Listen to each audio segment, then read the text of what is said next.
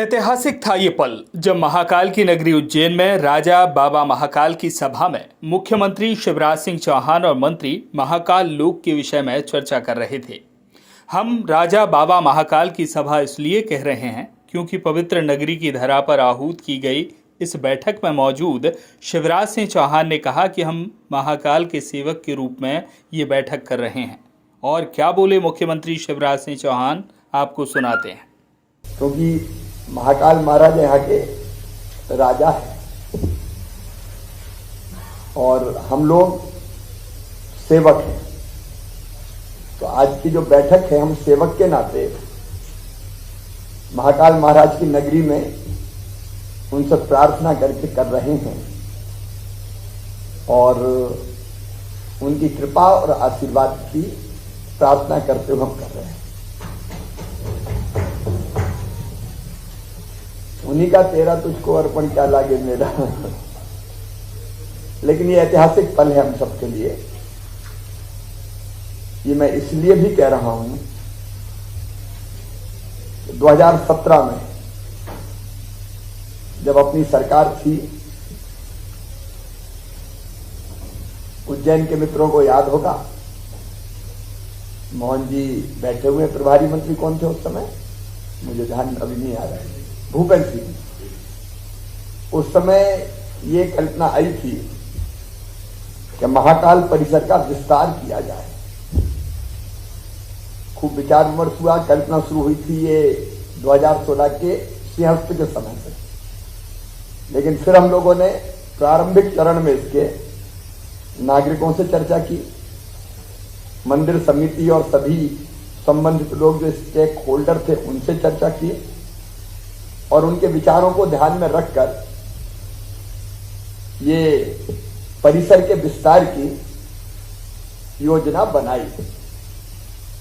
DPR का काम 1 साल में हम लोगों ने उस समय पूरा किया था और अपनी कैबिनेट ने ही पूरी चर्चा करके प्रथम चरण के लिए कैबिनेट में चर्चा हुई थी। लेकिन प्रथम चरण के लिए जो टेंडर हमने बुलाए थे वो 2018 में बुलाए थे। तो 2018 में चुनाव के पूर्व इसके टेंडर आमंत्रित कर दिए गए थे। बाद में सरकार बदलने के बाद काम सुप्त अवस्था में चला गया था।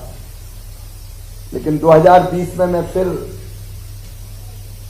यहां उज्जैन का दौरा सरकार बनने के बाद किया था और तब बैठ के फिर और विस्तार से चर्चा करके पूरी समीक्षा की और प्रारंभ में परियोजना की लागत 97 करोड़ की कल्पना थी, उसको बढ़ा के फिर 856 करोड़ की परियोजना ये बनी पूरी। और इसके 2 चरण हम लोगों ने तय किए। एक प्रथम चरण जो 351 करोड़ रुपए का था, लेकिन उस समय ये आवश्यकता महसूस की कि प्रथम चरण के अलावा भी और काम होने, तो फिर द्वितीय चरण के लिए भी हमने फिर यहां राशि स्वीकृत की। पहला चरण है 351 करोड़ का, 55 लाख का, और द्वितीय चरण जिसका काम प्रारंभ हो गया 310 करोड़ 22 लाख का।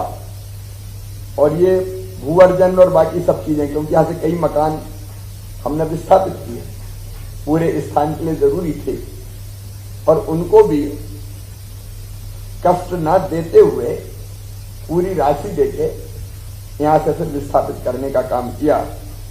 तो भू अर्जन वगैरह में भी 150 करोड़ रुपया लगे और कुल मिला के ये दोनों चरण, पहला चरण 351 करोड़ 55 लाख रुपए का है और दूसरा एक चरण है 310 करोड़ 22 लाख का।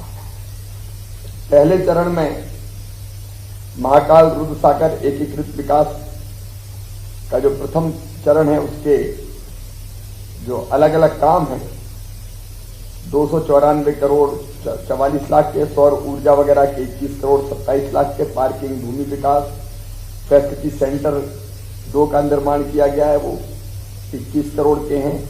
ऐसे महाकाल द्वार, रामघाट प्राचीन मार्ग का संरक्षण, लाल पुल, नरसिंहघाट, हरसिद्धि चौराहा मार्ग, ऐतिहासिक मंदिर और विरासतों पर सौंदर्यीकरण हेतु facade, lighting, Narsinghghat pumping station, pipeline, Rudra Sagar catchment क्षेत्र में सीवर लाइन। आपने देखा होगा रुद्र सागर पूरी तरह से सीवेज का पानी बचता था और बाकी जगह तो पट ही गया था पूरा, तो फिर से पुनर्जीवित किया है। अब शिप्रा जी का जल डाल के उसको सदैव सागर के स्वरूप में ही जीवित रखा जाएगा। ऐसे अनेकों काम, मंदिर परिसर में भी लाइटिंग, साउंड सिस्टम, फिर महाकाल पथ एवं परिसर हेतु इलेक्ट्रॉनिक वाहन, ऑडियो गाइड, ये सब करके ये 351 करोड़ की योजना बनी। दूसरे चरण में भी अत्यंत महत्वपूर्ण काम यहाँ संपन्न होने हैं।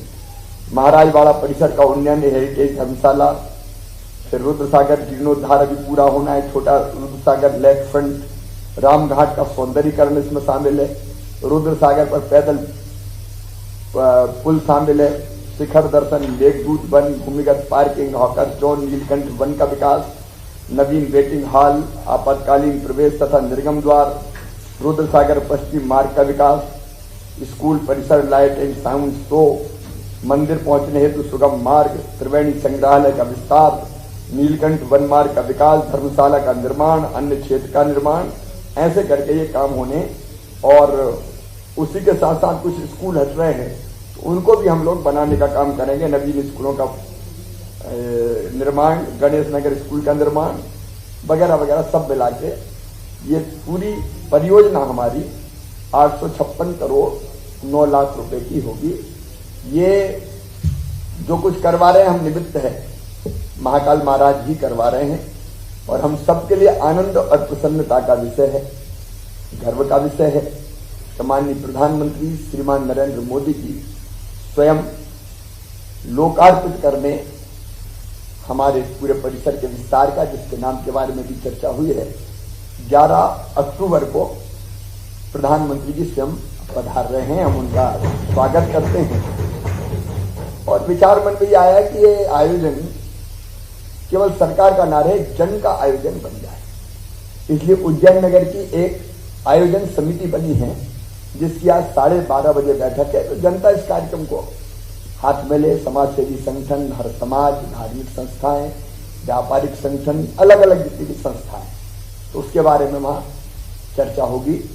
इसी समय विचार आया कि आज महाकाल महाराज के चरणों में विश्व के कल्याण के लिए, देश की प्रगति विकास के लिए और मध्य प्रदेश की प्रगति विकास और यहाँ की जनता के कल्याण के लिए एक बैठक यहाँ पे हो।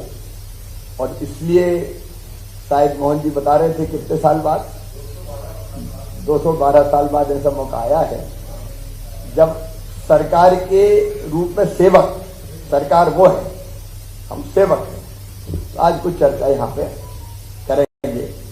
तो महाकाल के सेवक के रूप में मौजूद मुख्यमंत्री ने कैबिनेट सदस्यों को अवगत कराया कि वर्ष 2017 में सभी वर्गों के साथ मिलकर परिसर विस्तार की योजना बनाई गई। परिसर विस्तार के प्रथम चरण में 351 करोड़ रुपए के कार्य हो चुके हैं। दूसरे चरण के लिए 310 करोड़ 22 लाख के कार्य किए जाएंगे। आपको बता दें, महाकाल परिसर महाकाल लोक के नाम से जाना जाएगा और महाकाल लोक का लोकार्पण प्रधानमंत्री नरेंद्र मोदी की मौजूदगी में 11 अक्टूबर को होना है। उज्जैन से वीरेंद्र शर्मा की रिपोर्ट।